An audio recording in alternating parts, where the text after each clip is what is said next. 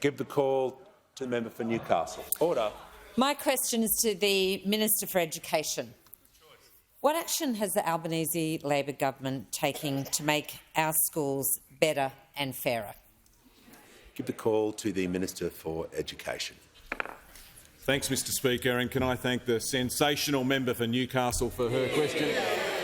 I announced a few weeks ago that 10 schools in her electorate would get funding from round one of the Schools Upgrade Fund, amongst 1,300 schools right across the country that will get funding for everything from iPads and laptops to air conditioners to outdoor learning areas. And that's just the start. There's more to come. I can advise members that round two will open later this year. There's also funding in the budget to help to encourage more young people to become teachers and keep the fantastic teachers that we've got. And that includes university scholarships worth up to $40,000 to encourage our best and brightest young people to leap out of school and want to be a teacher rather than a banker or a lawyer or, God forbid, a politician. And applications for that open later this year as well. We've also got to do a better job of preparing teaching students to become teachers.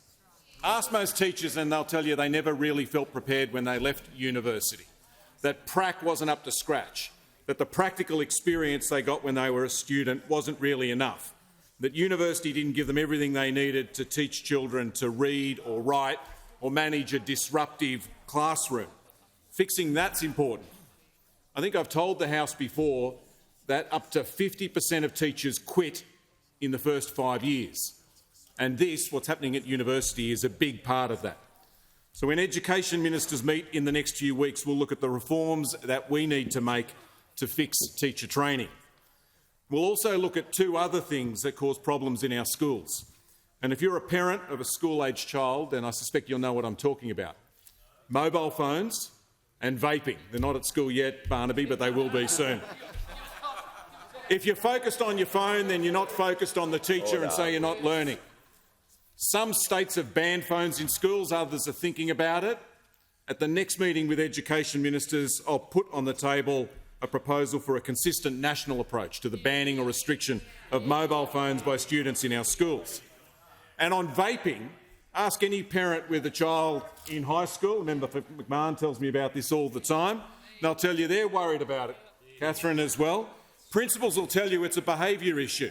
And it is blindingly obvious that the companies that make these things are targeting school students. Fancy flavours like bubble gum, designed to look like USBs and highlighters that you can hide in a pencil case. And remember, these things include the sort of chemicals you'll find in weed killer or bug spray. That's why parents are worried about it. That's why I want to thank the Health Minister for his leadership on this, getting rid of the flavours, getting them out of convenience stores, helping to get them out of our schools. So we're focused on the things that teachers and parents and students are worried about, but also the big reforms that we need to make to build a better and a fairer education system.